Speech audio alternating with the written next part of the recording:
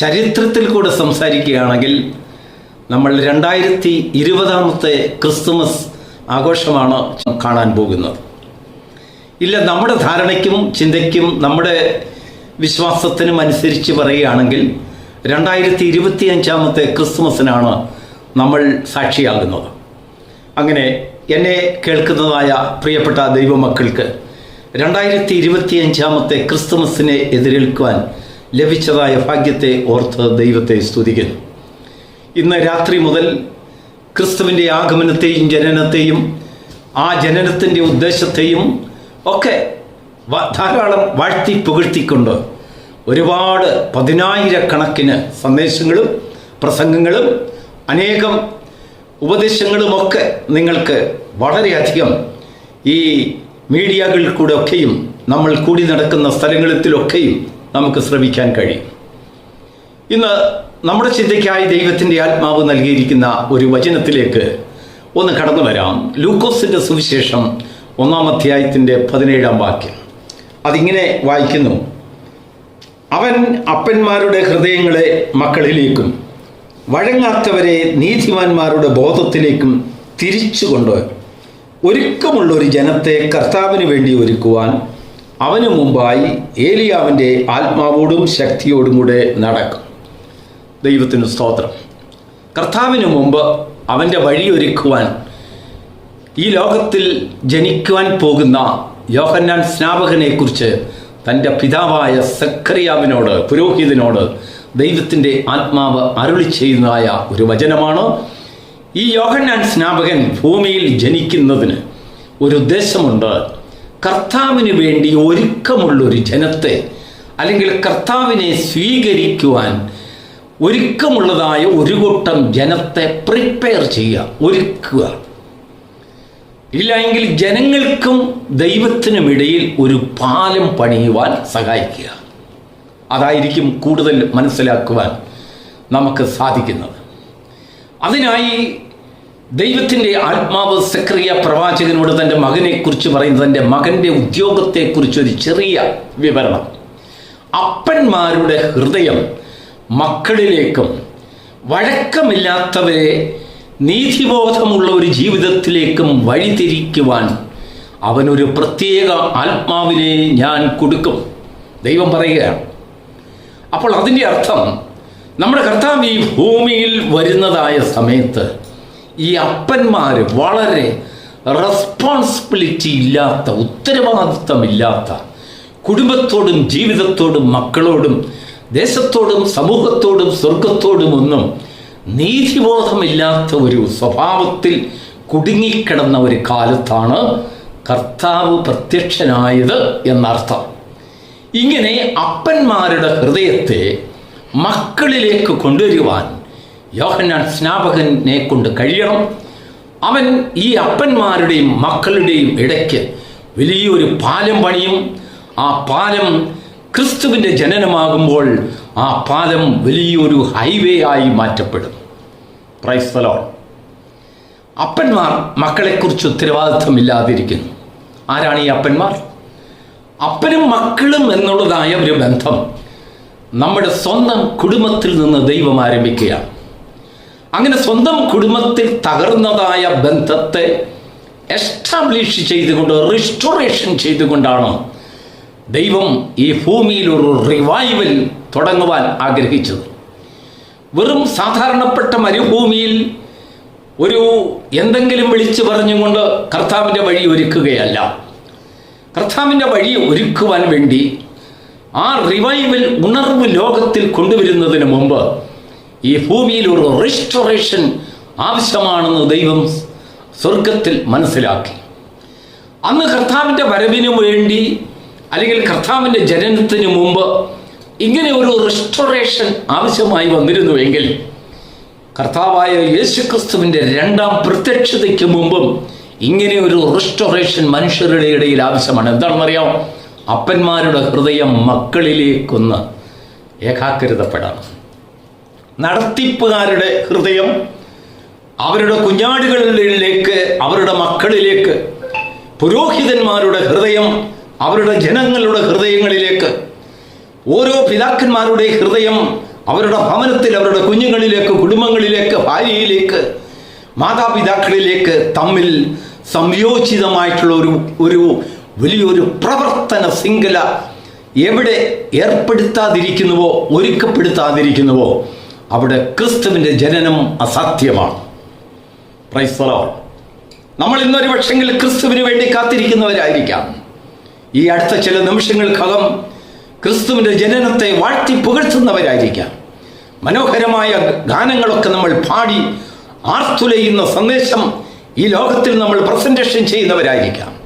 പക്ഷെങ്കിൽ ദൈവത്തിൻ്റെ ആത്മാവിന് നമ്മോട് ചോദിക്കുവാൻ ചിലതുണ്ട്. How is your family? നിന്റെ കുടുംബം എങ്ങനെ? നിന്റെ കുഞ്ഞുങ്ങളും നീയുമായിട്ടുള്ള ബന്ധം എങ്ങനെ? നിന്റെ സഭയിലെ നിനക്ക് ദൈവം നിനക്ക് തന്ന ആത്മാക്കളും നീയുമായിട്ടുള്ള ബന്ധം എങ്ങനെ? നീ അവർക്ക് അപ്പനായിരിക്കുന്നുവോ, അതോ നീ പുരോഹിതനായിരിക്കുന്നുവോ, അതോ പട്ടാളക്കാരനായിരിക്കുന്നുവോ? നീ അവർക്ക് പോലീസുകാരനോ, അവർക്ക് മന്ത്രിയോ, അതോ അവരുടെ ഊണുമേശയിൽ അവരോടൊപ്പം സന്തോഷിക്കുകയും ദൈവത്തെ സ്തുതിക്കുകയും കർത്താവിൻ്റെ വരവിനെ കുറിച്ച് ഘോഷിച്ചവരുടെ ആ നീതിബോധത്തെ ഉണർത്തുന്നതായ സന്ദേശങ്ങൾ അവർക്ക് കൊടുക്കുന്നൊരു പിതാവോ? ഇല്ല എങ്കിൽ നിനക്ക് ക്രിസ്തുവിനെ വരവേൽക്കുവാൻ സാധ്യമല്ല. ക്രിസ്തുമസ് അവിടെ ഇവിടെയും പല പല ഗാനങ്ങൾ പാടി സന്തോഷമായി ആഘോഷിച്ചേക്കാം. പക്ഷെങ്കിൽ ആ ക്രിസ്തുമസ് പ്രിയപ്പെട്ട വിശ്വാസിയെ നിന്റെ ഭവനത്തെ സ്വാഗതം ചെയ്തു വരികയില്ല. ആ ക്രിസ്തുവിൻ്റെ വരവ് നിന്റെ ഭവനത്തിൽ അത് തുടങ്ങണമെങ്കിൽ, ആ ക്രിസ്തുവിൻ്റെ വരവിൻ്റെ ഒരു മുഖഛായ നിന്റെ ഭവനത്തിൽ ഒരു മേൽവിലാസം കൊടുക്കണമെങ്കിൽ, അവിടെ ചില നിബന്ധനകൾ സ്വർഗം ആവശ്യപ്പെടുകയാണ്. അപ്പന്മാരുടെ ഹൃദയം മക്കളുടെ മേലും മക്കളോട് അടുക്കണം. ഇപ്പോൾ അത് അകന്നിരിക്കുകയാണ്. ദൈവം അടുത്തെന്ന് കാണുന്നതൊക്കെ അത് നമ്മുടെ നിർവചനത്തിൽ കൂടെയാണ്, നമ്മുടെ കാഴ്ചപ്പാടാണ്. ദൈവം കാണുമ്പോൾ നീയും നിന്റെ കുഞ്ഞുങ്ങളും തമ്മിൽ അകന്നിരിക്കുന്നു.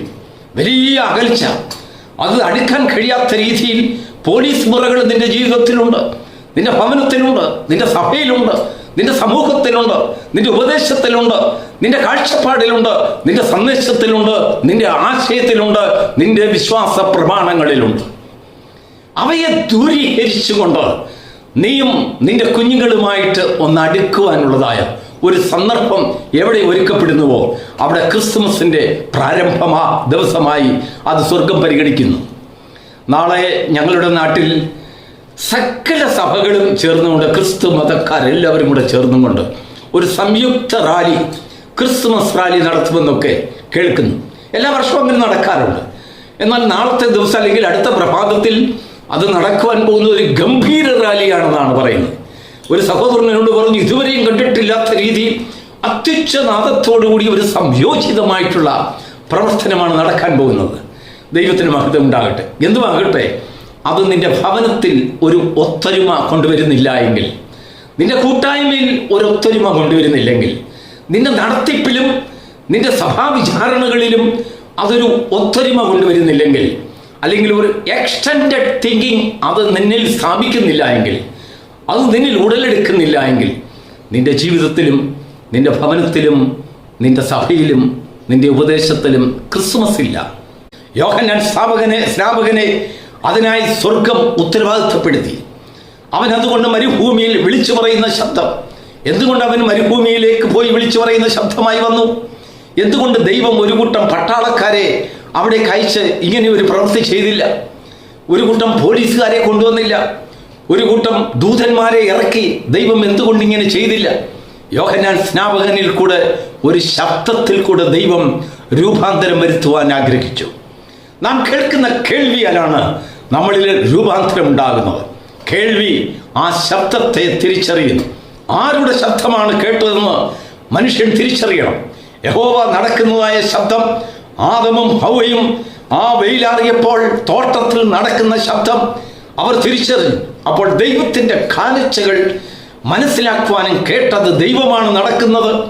ഇല്ലെങ്കിൽ ആ ഏദൻ തോട്ടത്തിലുള്ള ഒരു ആന നടന്നാൽ അതിനേക്കാൾ ശബ്ദം ഉണ്ടാകില്ലേ?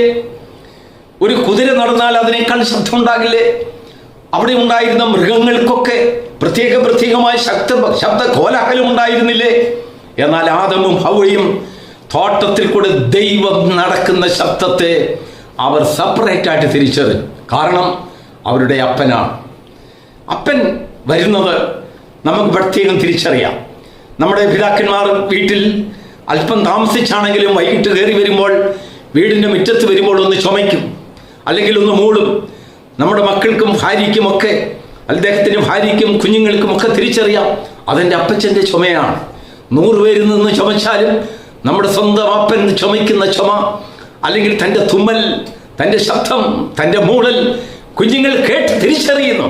കാരണം അതാണ് രക്തബന്ധമെന്ന് പറയുന്നത്, blood relation. Praise the lord. അയൽവക്കക്കാരൻ വന്നൊന്ന് ചുമച്ചാൽ നമ്മൾ പറയും, കുഞ്ഞുങ്ങൾ പറയും, അത് പപ്പായല്ല, വേറെ ആരാണ്ട് പോവുകയാണ്. എന്നാൽ അതുപോലെയാണ് ദൈവവും മനുഷ്യനുമായിട്ടുള്ള ബന്ധം.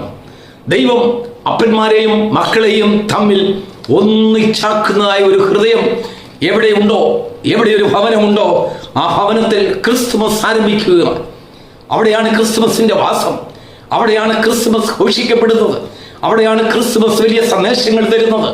അങ്ങനെയുള്ളതായ സംയോജനം, ഏകാഗ്രത, അനുതാപം, ഒരു കരച്ചിൽ, ഒരു കണ്ണുനീർ, തെറ്റിപ്പോയി, അല്ലെങ്കിൽ അകന്നുപോയി, അല്ലെങ്കിൽ പറ്റിപ്പോയി, എങ്ങനെയൊക്കെ സംഭവിച്ചു പോയി എന്നൊരു വാക്ക് കുഞ്ഞുങ്ങളോട് പറയുവാൻ നിനക്ക് മനസ്സുണ്ടോ? നിന്റെ കുടുംബത്തോട് പറയുവാൻ നിനക്ക് മനസ്സുണ്ടോ? അപ്പന്മാരോടുള്ള സന്ദേശമാണ്. വെറും അപ്പന്മാർ മാത്രം എന്നുള്ളതല്ല, മാതാപിതാക്കൾ, പേരൻസ് എന്നാണ് അതിൻ്റെ മൂലഭാഷയിൽ പറയുന്നത്. കുടുംബത്തിൻ്റെ അപ്പൻ്റെയും അമ്മയുടെയും രക്ഷകർത്താക്കളുടെ ഉത്തരവാദിത്വം.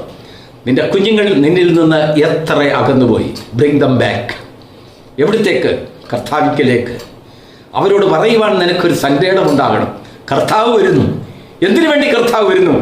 നമ്മളെ എല്ലാവരെയും ഒന്നാക്കുവാൻ, ഒരേ ചിന്താഗതി ഉണ്ടാക്കുവാൻ, തെറ്റിപ്പോയതിനെ തിരിച്ചു കൊണ്ടുവരുവാൻ, വഴങ്ങാത്തതിനെ ചിലതൊക്കെ പറഞ്ഞ് മനസ്സിലാക്കുവാൻ. വടിയെടുത്ത് അടിക്കാനല്ല, അപ്പന്മാരുടെ ഹൃദയത്തിനും ഇഷ്ടത്തിനും അനുസരിച്ച് പ്രവർത്തിക്കാത്ത കുഞ്ഞുങ്ങളെ തല്ലിക്കൊന്ന് കുഴിച്ചു മൂടുവാനല്ല, അവരെ നീതിബോധമുള്ളവരാക്കി വഴങ്ങാത്തവരെ ക്രിസ്തുവിലേക്ക് ആദായപ്പെടുത്തുന്ന ഒരു ഉപദേശം നിന്റെ നാവിൽ നിന്ന് ഉരുത്തിരിയുമ്പോൾ, പ്രൈസ് ദി ലോർഡ്, നിന്റെ ജീവിതത്തിൽ ഒരു ഏകാഗ്രമായ ഒരു നന്മ നിന്റെ ഭവനത്തിൽ കുഞ്ഞുങ്ങൾ നിന്നിൽ കാണുമ്പോൾ, നീ വെളിയിൽ മാത്രമല്ല ക്രിസ്തുമസിനെ ഘോഷിക്കുന്നത്, അത് അലങ്കരിക്കുന്നതും, എന്നാൽ നീ പറയുന്നതൊക്കെയും നിന്റെ ജീവിതത്തിലും തീന്മേശയുടെ ചുറ്റിലും അത് സംഭവിക്കുന്നു എന്ന് കർത്താവിന് പ്രത്യേകം പരിഗണിച്ച് അംഗീകരിക്കേണ്ടതായിട്ടുണ്ട്. ദൈവത്തിന് മഹത്വം ഉണ്ടാകട്ടെ. അതുകൊണ്ടാണ് കർത്താവ് കടന്നു പോകുന്നതിന് മുമ്പ്, ഞാൻ പെസഹ കഴിപ്പാനുള്ള മാളിക എവിടെയെന്ന് നിങ്ങൾ പോയി അന്വേഷിപ്പീൻ. നിങ്ങൾ മുൻപോട്ട് പോകുമ്പോൾ ഒരുവൻ ഒരു കുടം വെള്ളം ചുമന്നുകൊണ്ട് വരുന്നത് കാണും. അവനോട് ചോദിപ്പീൻ. ഗുരു ചോദിക്കുന്നു, ഞാൻ പെസഹ കഴിക്കുവാനുള്ള മാളിക എവിടെ? കാരണം ആ പെസഹയിൽ വെച്ച് പല കാര്യം മക്കളോട് സംസാരിക്കുവാനുണ്ട്. അപ്പനും മക്കളും തമ്മിലുള്ളതായ ഒരു ഏറ്റുപറച്ചിൽ, ഒരു താഴ്മ, ഒരു ശുശ്രൂഷ, അത് പങ്കുവെച്ചിട്ട് വേണം തനിക്ക് പോകുവാൻ, തനിക്ക് യാത്രയാകുവാൻ. കാരണം താൻ വീണ്ടും വരുന്നതിന് മുമ്പ് അങ്ങനെ ഒരു ശുശ്രൂഷകൾ ഈ ഭൂമിയിൽ നടന്ന് കാണണം. പ്രിയപ്പെട്ട ദൈവമക്കളെ, നമ്മുടെ ജീവിതത്തെ ഈ ക്രിസ്തുമസ് ദിനത്തിൽ ഒന്ന് ശോധന ചെയ്യാം. നാമും നമ്മുടെ കുഞ്ഞുങ്ങളും തമ്മിൽ എത്രമാത്രം അകലമുണ്ട്? നാമും നമ്മുടെ വിശ്വാസികളും തമ്മിൽ എത്രമാത്രം അകലമുണ്ട്? നാമും നമ്മുടെ കൂട്ടുകാരും തമ്മിൽ എത്രമാത്രം അകലമുണ്ട്? ഇന്നത് ചെയ്താൽ ഞാൻ നീയുമായിട്ട് യോജിക്കാം, ഇന്നത് നീ ചെയ്തെങ്കിൽ ഞാൻ നീയുമായിട്ട് ഇങ്ങനെയുള്ള ഒരു ബന്ധം കാണും എന്നൊരു ഡിമാൻഡ് ഇല്ല. ഒരു ഭക്തൻ ഒരിക്കൽ തൻ്റെ പ്രസംഗത്തിൽ ഇങ്ങനെ പറയുകയുണ്ടായി, ആരെങ്കിലും റീകൺസിലിയേഷൻ അല്ലെങ്കിൽ ഒത്തൊരുമ, വീണ്ടും ഒരു മനസ്താപത്തോടെയുള്ളതായ ഒരു ചേർച്ച അല്ലെങ്കിൽ ഒരു ഐക്യം നിങ്ങൾ അന്വേഷിക്കുന്നുണ്ടെങ്കിൽ there is no demand. ഇന്നതിന് വേണ്ടി ഇന്നത് ചെയ്യണമെന്നുള്ളതായ ഒരാവശ്യം, നിബന്ധന അതിൻ്റെ മധ്യത്തിൽ കാണുകയില്ല. ഒരു ഡിമാൻഡും കൂടാതെ നിർദ്ദയം അതിനെ സ്വീകരിക്കുക, തമ്മിൽ ബഹുമാനിക്കുക. ഒരു കുഞ്ഞിന് പോലും, 1 വയസ്സുള്ള 6 മാസം പ്രായമുള്ള ഇപ്പോൾ ജനിച്ച ശിശുവിന് പോലും അവരുടേതായ ചില അവകാശങ്ങളും ചില ആഗ്രഹങ്ങളും പ്രതീക്ഷകളുമുണ്ട്. അതിനെ ഹത്യ ചെയ്യുന്നവരല്ല, അതിനെ മാനിക്കുക, അതിനെ സ്നേഹിക്കുക, അവരോട് നല്ലത് പറയുക, അവരെ ഓമനിക്കുക. ദൈവം അവരെ നിന്റെ കയ്യിൽ ഏൽപ്പിച്ചത് നഷ്ടപ്പെടുത്തുവാനല്ല, ഓമനിക്കുവാനാണ്, വളർത്തുവാനാണ്, അവരെ പ്രായപൂർത്തിയുള്ളവരാക്കി തീർക്കുവാനാണ്. ഒരു പൂർണ്ണതയുള്ള പിതാവിനെയല്ല മക്കൾ ആവശ്യപ്പെടുന്നത്, അവരോടൊപ്പം ഇരുന്ന് ഭക്ഷിക്കുന്ന സ്നേഹമുള്ള ഒരു പിതാവിനെ, അവരോടൊപ്പം സംസാരിക്കുന്ന സ്നേഹവാത്സല്യമുള്ള ഒരു പിതാവിനെ, ഒരു കുടുംബത്തെ, അമ്മയെ മക്കൾ ആഗ്രഹിക്കുന്നു. മക്കളെ ദൈവം സ്നേഹിക്കുന്നു. ആ മക്കൾക്ക് വേണ്ടി കർത്താവ് ഇതാ കരുണ തോന്നി യോഹന്നാൻ സ്നാപകനെ അയച്ചിരിക്കുന്നു. അവന് കൊടുത്തിരിക്കുന്നതായ ഒരു വലിയ ഉത്തരവാദിത്വം അപ്പനും മക്കളുമുള്ളതായ ബന്ധത്തിൻ്റെ അത് അരക്കിട്ടുറപ്പിക്കുക. വീണ്ടും നമ്മൾ ഇന്ന് അടിസ്ഥാനമായി വായിച്ച വേദഭാഗം നമുക്കൊന്ന് വായിക്കാം. ലൂക്കോസിന്റെ സുവിശേഷം 1-ാം അധ്യായത്തിന്റെ 17-ാം വാക്യം. അവൻ അപ്പന്മാരുടെ ഹൃദയങ്ങളെ മക്കളിലേക്കും വഴങ്ങാത്തവരെ നീതിമാന്മാരുടെ ബോധത്തിലേക്കും തിരിച്ചുകൊണ്ട് ഒരുക്കമുള്ളൊരു ജനത്തെ കർത്താവിന് വേണ്ടി ഒരുക്കുവാൻ അവന് മുമ്പായി ഏലിയാവിൻ്റെ ആത്മാബോധ അല്ലെങ്കിൽ ഹൃദയമുള്ളവനായി ആത്മാവുള്ളവനായി ശക്തിയുള്ളവനായി ദൈവം അയക്കുന്നു. നാം ഓരോരുത്തരും ദൈവത്താൽ അയക്കപ്പെട്ട യോഹന്നാൻ സ്നാപകന്മാരാകണം. ഈ ക്രിസ്തുമസിൽ ദൈവം നമുക്ക് തന്നിരിക്കുന്നതായ ഉത്തരവാദിത്വം, ആ യോഹന്നാൻ സ്നാപകനെ അന്ന് സ്വർഗം ഉത്തരവാദിത്വത്തോടുകൂടി അയച്ചിരുന്നത് പോലെ നമ്മെ ഓരോരുത്തരെയും ദൈവം യോഹന്നാൻ സ്നാപകന്മാരായി ഈ ക്രിസ്തുമസിന്റെ ചില മണിക്കൂറുകൾക്ക് മുമ്പ് അവൻ നമ്മെ കാണുന്നു. അവൻ നമ്മിൽ നിന്ന് പ്രതീക്ഷിക്കുന്നു, നിങ്ങൾക്കൊരു യോഹന്നാൻ സ്നാപകനാകാൻ കഴിയുമോ? അങ്ങനെയെങ്കിൽ നിനക്ക് ക്രിസ്തുവിനെ മറ്റുള്ളവരുടെ മുമ്പിൽ കാണിച്ചു കൊടുക്കാനൊക്കും. ക്രിസ്തു ആവശ്യപ്പെടുന്നത്, യേശു ആവശ്യപ്പെടുന്നത് ഇടുക്കമുള്ള ഒരു വഴിയല്ല, നിന്റെ ഭവനത്തിലേക്ക് വരുവാൻ ഒരു പെരുവഴി, ഒരു ഹൈവേ, ഒരു ബ്രോഡ്വേ, ഇടുക്കമുള്ള വഴിയും മുള്ളും കാടും നിറഞ്ഞായ വഴിയല്ല. അവൻ സുഗമമായി കടന്നു വരുവാൻ നിന്റെ ഭവനത്തിൽ തടസ്സമായിരുന്നതൊക്കെയും മാറ്റി വലിയൊരു ഹൈവേ ഉണ്ടാക്കണം. ഹൈവേയും തമ്മിൽ യോജിപ്പിക്കണം. അതിന് കൺസ്ട്രക്ഷൻ വളരെ ശക്തിയോടുകൂടെ ചെയ്യണം. അതിന്മേൽ കയറുന്നവൻ മറിഞ്ഞു വീഴുവാൻ പാടില്ല. അതിൽ കയറുന്നതായ വാഹനങ്ങൾ തിരിഞ്ഞു പോകുവാൻ കഴിയില്ല. ഏതെല്ലാം രീതിയിൽ ആ ക്രിസ്തുവിന്റെ ഉപദേശത്തെ നിനക്ക് ഘോഷിപ്പാൻ, ഏതെല്ലാം ടെക്നോളജി നിനക്ക് ഉപയോഗിക്കാൻ കഴിയുമോ, ഏതെല്ലാം മീഡിയ നിനക്ക് ഉപയോഗിക്കാൻ കഴിയുമോ, അതെല്ലാം ഉപയോഗിക്കണം. ഈ ഭൂമിയിൽ ദൈവം തന്നിരിക്കുന്ന ടെക്നോളജിയും മീഡിയകളും ശബ്ദ സന്ദേശം അയക്കുന്നതിന് വേണ്ടി എല്ലാം ദൈവത്തിന്റെ ദാനമാണ്. ഒരു കാലത്ത് നമുക്കറിയാം, സുവിശേഷത്തിന്റെ ആരംഭത്തിൽ നമ്മളെല്ലാം നാഗപ്പാളി വളച്ചും കൊണ്ടുണ്ടാക്കിയ കുഴലിൽ കൂടെയാണ് സംസാരിച്ചു കൊണ്ടിരുന്നത്. ഒരാൾ പറയുന്നത് ഒരു 10-20 അടി അകലത്തിൽ നിന്ന് വേറൊരാൾ ഏറ്റു പറയും. എന്നാൽ ദൈവം ഇപ്പോൾ നമുക്ക് മൈക്ക് സെറ്റിനെ തന്നു. എന്താണെന്നറിയാം? ഉച്ചഭാഷണി. ആ മൈക്ക് സെറ്റിൻ്റെതായ എല്ലാ വിശേഷതകളും ഓരോ വർഷം കഴിയുന്നതോറും അത് വിശേഷതയുള്ളതായ ടെക്നോളജികൾ വർദ്ധിച്ചു വരികയാണ്. നമ്മുടെ കൺവെൻഷനുകളിൽ, കുർബാനകളിൽ, ഉപദേശങ്ങളിൽ, യോഗങ്ങളിൽ, സന്ദേശങ്ങളിലെല്ലാം മൈക്ക് സെറ്റ് ഉപയോഗിക്കുന്നു. അതിനുശേഷം ദൈവം ടെലിഫോണിനെ തന്നു, ഒരു വ്യക്തിയിൽ നിന്നും ഒരു വ്യക്തിയിലേക്ക് അയക്കുവാൻ. അതിനുശേഷം അങ്ങനെ അനേകം ടെക്നോളജികൾ ദൈവം കൊണ്ടുവന്നു. ഇതിൻ്റെ എല്ലാ ബെനിഫിറ്റുകൾ സ്വർഗം എടുക്കുന്നത് പോലെ മറ്റാരും എടുക്കുന്നില്ല. സ്വർഗം അതിൽ നിന്ന് ബെനിഫിറ്റ് ചെയ്യുകയാണ്. ദൈവത്തിൻ്റെ നാമത്തിന് വേണ്ടി ഏതെല്ലാം രീതിയിൽ ഈ അപ്പന്മാരുടെ ഹൃദയം മക്കളിലേക്ക് നീണ്ടുപോകുവാൻ, ഉറപ്പിക്കുവാൻ, അരക്കിട്ടുറപ്പിക്കുവാൻ, അത് കൺസ്ട്രക്ട് ചെയ്യുവാൻ ഏതെല്ലാം രീതിയിൽ നിനക്ക് സാധിക്കുമോ അതിനെയെല്ലാം ചെയ്യുവാൻ ദൈവം നിനക്ക് ഏലിയാവിൻ്റെ ആത്മാവിനെ തന്ന യോഹന്നാൻ സ്നാപകനായി ദൈവം നിന്നെ ദർശിക്കുന്നു. അതിനുവേണ്ടി ഒരുക്കമുള്ള ഒരു ഹൃദയം, ഒരുക്കപ്പെട്ടതായ ഒരു ഹൃദയം ഭവനം ദൈവം നമുക്ക് തരുമാറാകട്ടെ. God bless you.